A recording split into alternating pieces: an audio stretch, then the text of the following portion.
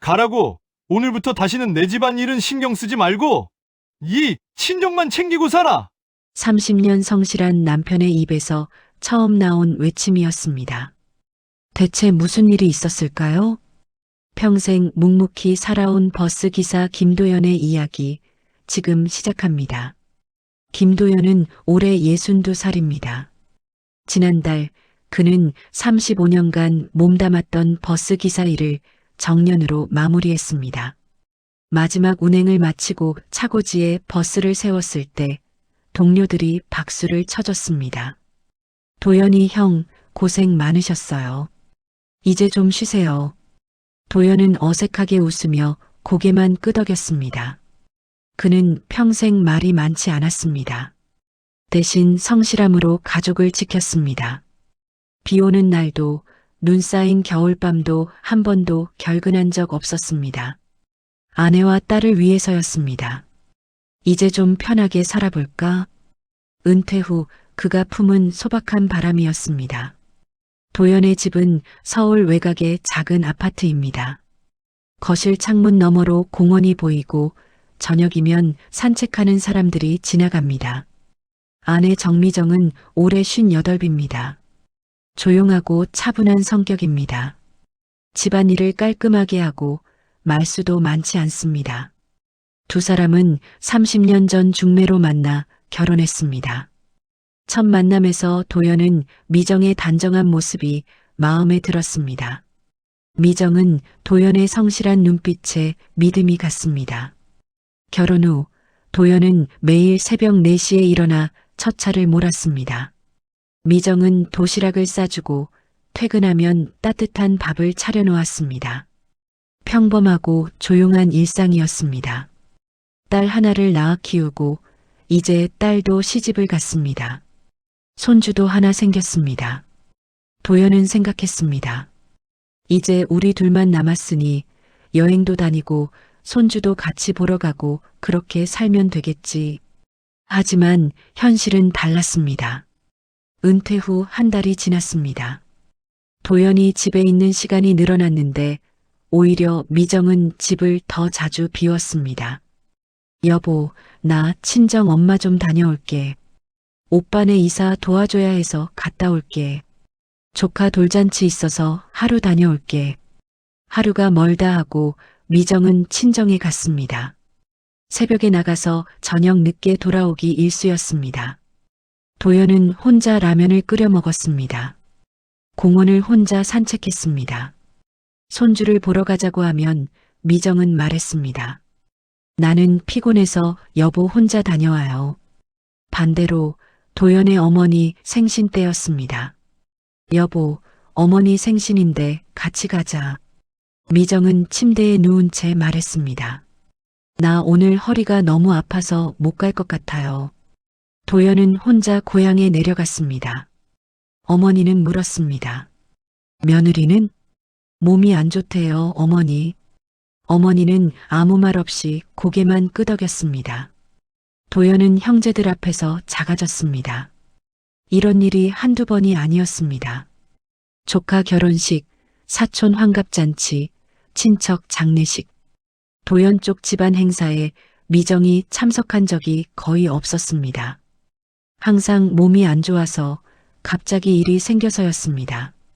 하지만 친정 쪽 행사에는 빠지지 않았습니다. 멀쩡히 움직였습니다. 도연은 그동안 참았습니다. 아내도 친정이 그리운가 보다. 나만 참으면 되지. 35년간 버스 핸들을 잡으며 배운 인내심이었습니다. 하지만 은퇴 후 그 불균형이 더욱 선명하게 보였습니다. 이제는 왜 그러는지 알아야겠다. 어느 날 저녁이었습니다. 미정은 또 친정에 갔습니다. 도연은 혼자 거실에 앉아 있었습니다. 텔레비전을 켰지만 내용이 머리에 들어오지 않았습니다. 화장실을 다녀오다가 침실 서랍이 조금 열려 있는 걸 봤습니다. 평소 같으면 그냥 닫았을 겁니다. 하지만 그날은 왠지 손이 갔습니다. 서랍 안에는 낡은 사진 한 장이 있었습니다. 한 남자아이가 환하게 웃고 있는 사진이었습니다. 10살쯤 되어 보였습니다. 사진을 뒤집었습니다. 미정 누나 고마워. 손글씨가 삐뚤빼뚤 적혀 있었습니다. 도연은 사진을 오래 들여다봤습니다. 이 아이는 누굴까요? 왜 미정이 이 사진을 간직하고 있을까요? 도연은 사진을 원래 자리에 놓았습니다. 아내에게 묻지 않았습니다. 하지만 가슴속에는 처음으로 무언가가 싹 텄습니다. 의문이었습니다. 그리고 알 수 없는 불안이었습니다. 창밖으로 어둠이 깔렸습니다. 도연은 거실 소파에 앉아 아내가 돌아오기를 기다렸습니다. 사진을 본 후 도연의 마음은 무거워졌습니다. 미정은 여전히 친정을 오갔습니다. 여보, 오늘도 엄마 병원 모시고 가야 해서 오빠네 애들 봐줘야 해서 다녀올게. 도연은 대답하지 않았습니다. 그저 고개만 끄덕였습니다. 하지만 속으로는 무언가가 끓어오르고 있었습니다. 30년간 쌓여온 감정이었습니다. 그리고 마침내 그날이 왔습니다. 3월 15일 어머니 제삿날이었습니다. 도연은 새벽부터 준비를 했습니다. 제사상에 올릴 과일을 다듬고 옷을 꺼내 놓았습니다. 미정아, 오늘 오후 2시까지 고향 가야 해. 준비 좀 해줘. 미정은 부엌에서 설거지를 하다 멈췄습니다. 여보, 오늘 조카가 입원했어요. 동생이 나보고 와달래요. 도연의 손이 멈췄습니다. 뭐? 미안해요. 나는 오늘 병원에 좀 가봐야 할 것 같아요. 미정은 앞치마를 벗으며 말했습니다. 어머니한테는 제가 몸이 안 좋다고 전해줘요. 도연은 미정을 바라봤습니다. 조카가 입원했다고? 네. 맹장이래요. 수술한대요. 동생은? 동생 남편은? 동생 남편은 출장 갔어요. 혼자 애들 보면서 병원 가기 힘들대요. 도연은 숨을 깊게 들이쉬었습니다. 미정아. 네. 그럼 어머니 재산은? 미정은 잠시 침묵했습니다. 여보, 미안해요. 다음엔 꼭 갈게요. 그 말에 도연의 이성이 끊어졌습니다. 다음은 언제야? 목소리가 커졌습니다. 미정이 놀라 뒤로 물러섰습니다. 여보, 다음은 대체 언제냐고. 30년 동안 다음만 기다렸어. 도연은 처음으로 소리를 질렀습니다. 어머니 생신 때도 안 갔지? 작은형 결혼식 때도 빠졌지? 조카 돌잔치 때도 몸 아프다고 안 갔지? 여보, 그때는 정말 뭐? 정말 아팠어? 그런데 내 친정일엔 멀쩡하더라. 미정의 얼굴이 창백해졌습니다. 나도 어쩔 수 없었어요. 어쩔 수 없다고? 30년 동안 어쩔 수 없었다고? 도연은 벽을 주먹으로 쳤습니다. 쿵 소리가 집안을 울렸습니다. 오늘부터 다시는 내 집안일은 신경 쓰지 말고 네 친정만 챙기고 살아. 미정은 눈물을 글썽였습니다. 여보, 난 이제 너한테 기대 안 한다. 혼자 살 거야. 혼자? 도연은 등을 돌렸습니다. 미정은 그 자리에 서서 떨고 있었습니다. 입술을 깨물며 무언가 말하려다가 결국 아무 말도 하지 못했습니다. 그리고 조용히 가방을 들고 현관문을 나갔습니다. 문이 닫히는 소리가 유난히 크게 들렸습니다. 도연은 거실에 주저앉았습니다. 손이 떨렸습니다. 평생 목소리를 높인 적 없는 자신이 낯설었습니다. 하지만 후회는 없었습니다. 이제는 알아야 해. 왜 나만 무시당하는지. 그날 밤 도연은 혼자 고향에 다녀왔습니다. 제사를 지내고 형제들과 술을 마셨습니다. 도연아, 내 마누라는 요즘도 안 오냐? 큰형이 물었습니다. 몸이 안 좋대요, 형님. 맨날 안 좋더라. 친정은 멀쩡히 다니면서 형수가 한마디 거들었습니다. 도연은 아무 말 하지 않았습니다. 술만 마셨습니다. 집에 돌아온 건 밤 11시였습니다. 미정은 아직 돌아오지 않았습니다. 도연은 침실로 들어갔습니다. 서랍을 열었습니다. 그 사진이 다시 눈에 들어왔습니다. 환하게 웃고 있는 남자아이. 미정 누나 고마워. 도연은 사진을 꺼내 들었습니다. 이 아이가 누구길래 미정이는 내 가족보다 친정만 챙기는 거야? 사진 속 아이의 얼굴을 오래 들여다봤습니다. 그리고 문득 깨달았습니다. 이 아이의 눈빛이 미정을 닮았다는 걸. 아니, 미정의 동생을 닮았다는 걸. 설마. 도연의 가슴이 두근거렸습니다. 의문이 분노로 바뀌었습니다. 그리고 분노는 두려움이 되었습니다. 미정이가 나한테 숨긴 게 뭐지? 현관문이 열렸습니다. 미정이 돌아왔습니다. 발소리가 천천히 다가왔습니다. 도연은 사진을 다시 서랍에 넣었습니다.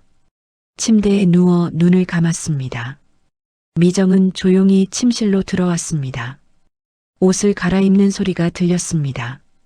침대에 눕는 기척이 느껴졌습니다. 하지만 두 사람 사이엔 어떤 말도 오가지 않았습니다. 어둠 속에서 도연은 눈을 뜨고 천장을 바라봤습니다. 미정도 등을 돌린 채 누워 있었습니다. 30년을 함께 산 부부. 하지만 그날 밤 두 사람 사이의 거리는 그 어느 때보다 멀었습니다. 도연은 생각했습니다. 내일은 물어봐야겠다. 더는 참을 수 없다. 창밖으로 비가 내리기 시작했습니다. 빗소리만이 고요한 방 안을 채웠습니다. 다음 날 아침 도연은 일찍 일어났습니다. 미정은 이미 부엌에 있었습니다. 아침을 차리고 있었습니다. 두 사람은 마주 앉았습니다. 밥을 먹는 내내 침묵이 흘렀습니다. 도연은 여러 번 입을 열려다 닫았습니다. 미정아. 마침내 입을 뗐습니다. 네. 미정은 고개를 들지 않았습니다. 우리 얘기 좀 하자. 무슨 얘기요? 너한테 물어볼 게 있어. 미정의 손이 멈췄습니다. 젓가락을 내려놓았습니다. 여보, 나 오늘 동생네 가봐야 해서. 앉아. 도연의 목소리가 낮았습니다. 오늘은 가지 마. 우리 얘기부터 하자. 미정은 천천히 자리에 앉았습니다. 하지만 바로 그때 미정의 휴대폰이 울렸습니다. 화면을 본 미정의 얼굴이 하얗게 질렸습니다. 여보세요? 전화를 받는 미정의 목소리가 떨렸습니다. 뭐라고요? 지금 어디 병원이요? 미정이 벌떡 일어났습니다. 알았어요. 지금 갈게요. 전화를 끊은 미정이 가방을 집어들었습니다.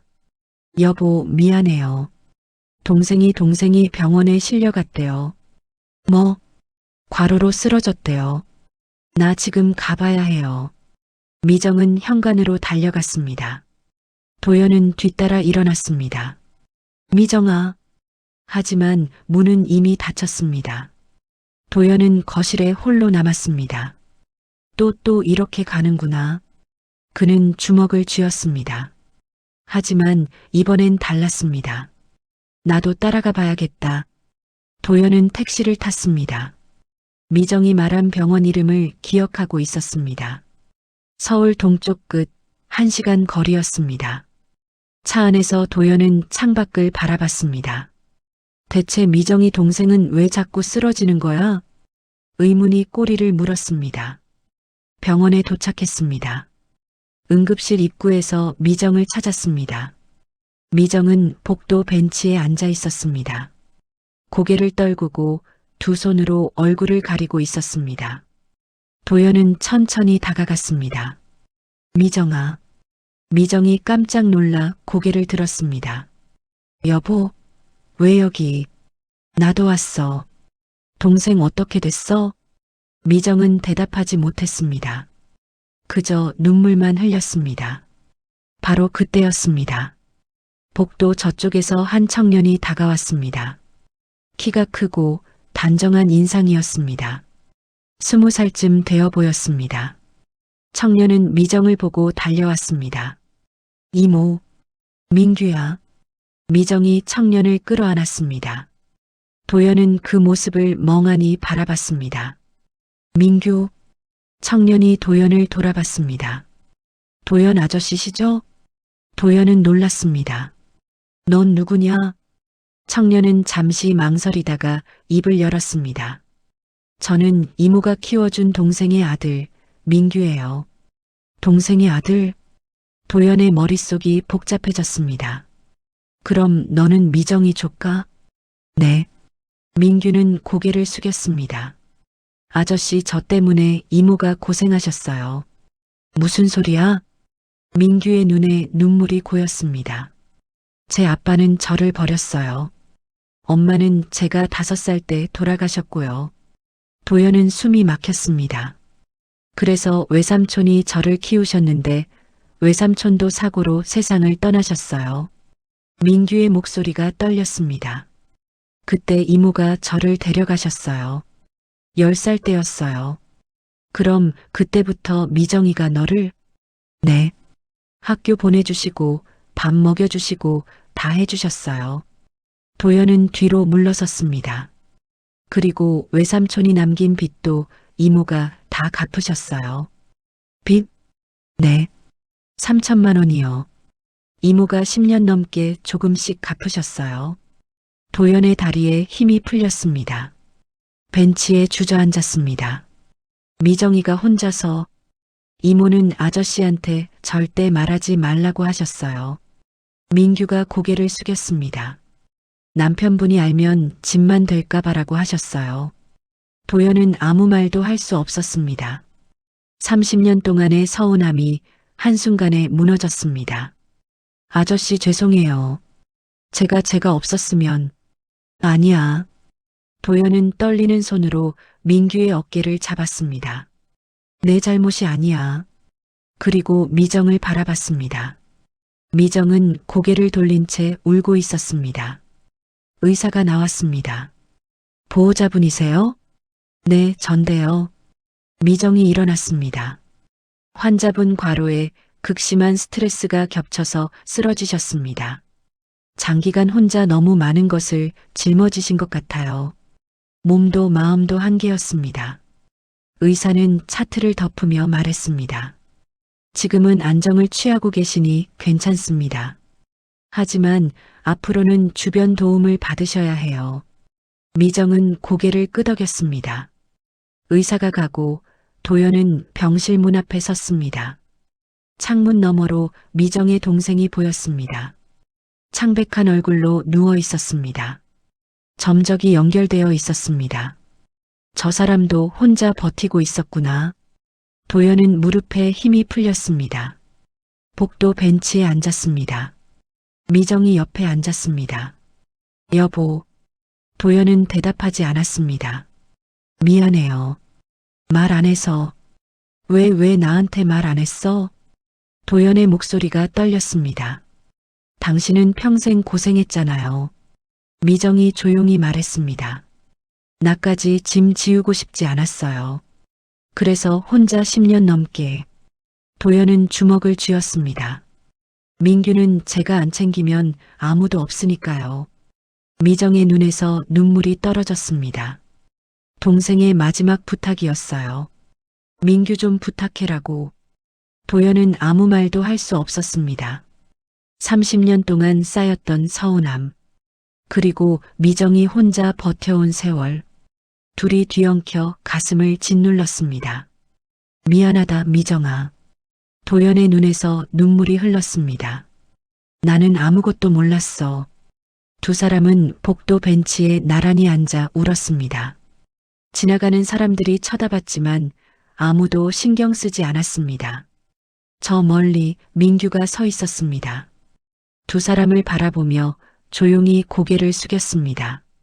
병실한 미정의 동생은 눈을 떴습니다. 언니, 가느다란 목소리였습니다. 미정이 손을 잡았습니다. 괜찮아. 이제 괜찮아.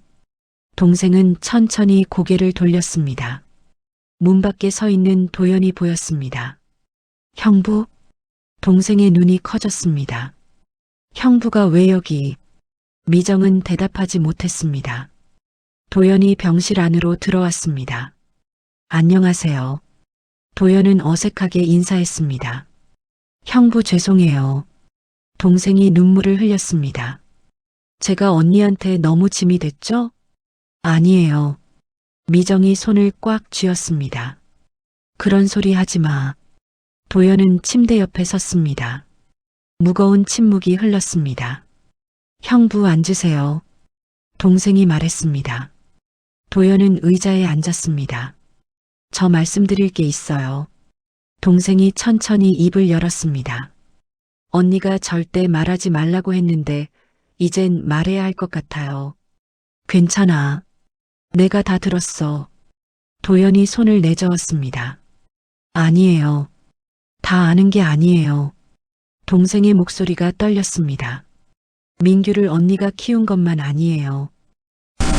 돈도 언니가 빌려주신 게 아니라 대신 갚으신 거예요. 도연은 숨을 멈췄습니다. 남편이 사업 실패하고 달아났을 때 저는 아무것도 할 수 없었어요. 동생이 울기 시작했습니다. 오빠가 빚 보증을 섰다가 사고로 돌아가셨고 그 빚이 저한테 왔어요. 3천만 원. 도연이 중얼거렸습니다. 처음엔 5천이었어요. 뭐? 언니가 2천을 먼저 갚아주셨어요. 나머지도 10년 넘게 조금씩. 미정은 고개를 돌렸습니다. 그만해, 그만하라고. 안 돼요, 언니. 형부는 알아야 해요. 동생이 도연을 똑바로 바라봤습니다. 형부 언니는 한 달에 50만 원씩 제 빚을 갚았어요. 50만 원. 형부 월급에서 언니가 받는 생활비로요. 도연의 손이 떨렸습니다. 그래서 언니는 새 옷 한 벌 안 사셨어요. 미용실도 안 가셨어요. 형부 친척분들 경조사에도 언니는 돈이 없어서 못 가신 거예요. 도연의 눈이 흔들렸습니다. 부조금 낼 돈도 없고 옷도 없고 그래서 핑계를 댔구나. 도연이 말했습니다. 허리 아프다고 몸 안 좋다고. 죄송해요, 형부. 동생이 머리를 숙였습니다. 다 제 잘못이에요. 도연은 벌떡 일어났습니다. 병실을 나갔습니다. 복도를 걸었습니다. 멈췄습니다. 벽에 등을 기댔습니다. 미정아 너는 목이 메었습니다. 왜 나한테 말을 안 했어? 주먹으로 벽을 쳤습니다. 쿵. 다시 쳤습니다. 쿵. 민규가 다가왔습니다. 아저씨, 비켜. 도연이 손을 내저었습니다. 아저씨, 이모는요? 알아. 다 알아. 도연이 소리쳤습니다. 복도가 조용해졌습니다. 간호사들이 쳐다봤습니다. 도연은 주저앉았습니다. 바닥에 털썩 앉았습니다. 나는 몰랐어. 목소리가 갈라졌습니다. 30년 동안 옆에 있었는데 아무것도 몰랐어. 민규도 옆에 앉았습니다. 아저씨 잘못이 아니에요. 아니야. 내 잘못이야. 도연이 고개를 저었습니다. 나는 한 번도 제대로 물어본 적이 없어. 왜 안 가냐고만 물었지 왜 못 가는지는 물어보지 않았어. 도연의 눈에서 눈물이 떨어졌습니다. 이모는요 항상 아저씨 걱정만 하셨어요. 민규가 말했습니다. 남편분은 평생 고생하셨는데 내가 더 힘들게 하면 안 되라고요. 남편분은 착한 사람이니까 알면 자기가 다 해결하려고 할 거야. 그럼 안 되라고요. 도연은 얼굴을 두 손으로 가렸습니다. 저도 이모한테 말했어요. 아저씨한테 말씀드려요라고. 근데 이모는 절대 안 된다고 하셨어요. 민규 너까지 짐이 되면 안 되라고요. 도연은 울었습니다. 62년을 살면서 이렇게 운 적이 없었습니다. 얼마나 시간이 지났을까요? 도연은 천천히 일어났습니다. 병실로 돌아갔습니다. 미정은 의자에 앉아 있었습니다. 동생은 잠들어 있었습니다. 도연이 미정 앞에 섰습니다. 미정아. 네. 미정은 고개를 들지 않았습니다. 미안하다. 내가 아무것도 몰랐어. 도연이 무릎을 꿇었습니다. 여보, 미정이 깜짝 놀라 일어났습니다. 왜 이래요? 일어나요. 미안해. 도연이 미정의 손을 잡았습니다. 나는 내가 날 무시하는 줄 알았어. 근데 너는 혼자 다 버티고 있었구나. 미정의 눈에서 눈물이 쏟아졌습니다. 여보 일어나요, 제발. 30년 동안 고생시켰어. 미안해. 아니에요. 나는 옆에 있으면서도 아무것도 몰랐어. 미안해. 두 사람은 병실 바닥에서 울었습니다. 30년 묵은 오해가 풀렸습니다. 하지만 그만큼 아팠습니다. 문 밖에서 민규가 지켜보고 있었습니다. 조용히 고개를 숙였습니다. 창밖으로 해가 지고 있었습니다. 병원 복도에 노을빛이 들어왔습니다. 긴 하루가 저물고 있었습니다. 며칠이 지났습니다. 미정의 동생은 퇴원했습니다. 민규가 동생을 집까지 모셔다 드렸습니다. 도연과 미정은 집으로 돌아왔습니다. 오랜만에 둘만의 저녁 식사였습니다. 미정이 차린 밥상은 소박했습니다. 된장찌개, 김치, 계란말이, 평범한 반찬들이었습니다. 하지만 도연의 눈에는 달리 보였습니다. 이 밥상을 30년 동안 지켜왔구나.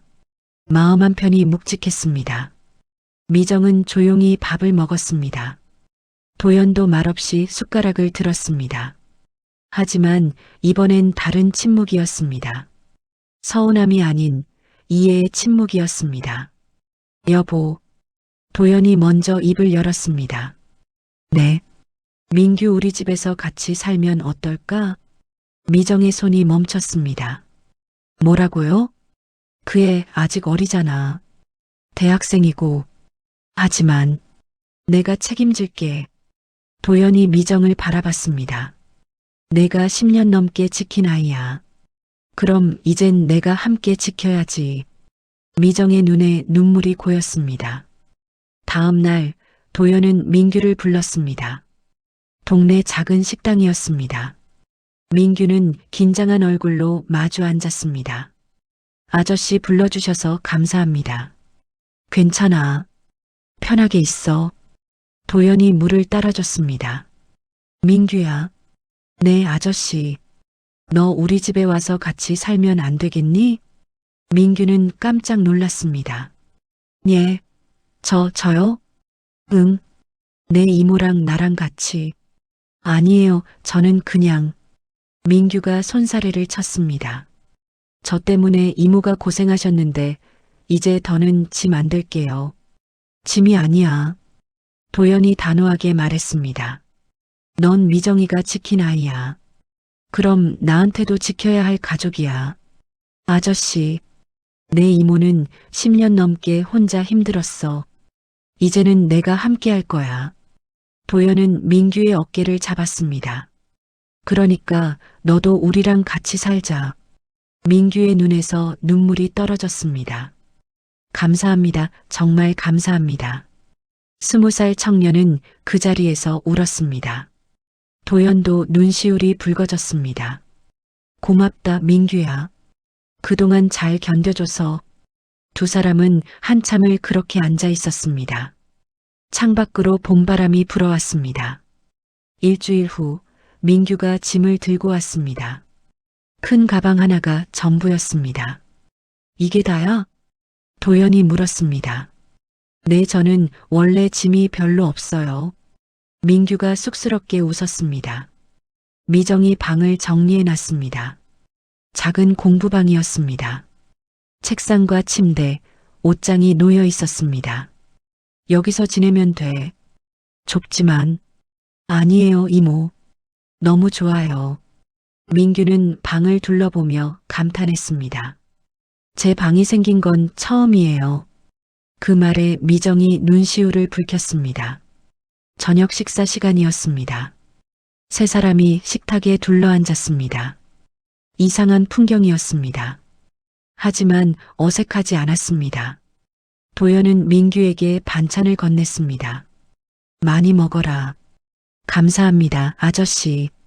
미정은 두 사람을 바라보며 조용히 웃었습니다. 30년 만에 처음 느끼는 평화였습니다. 한 달이 지났습니다. 도연은 민규와 함께 산책을 다녔습니다. 공원을 걸으며 이야기를 나눴습니다. 아저씨, 요즘 대학생활 재밌어요.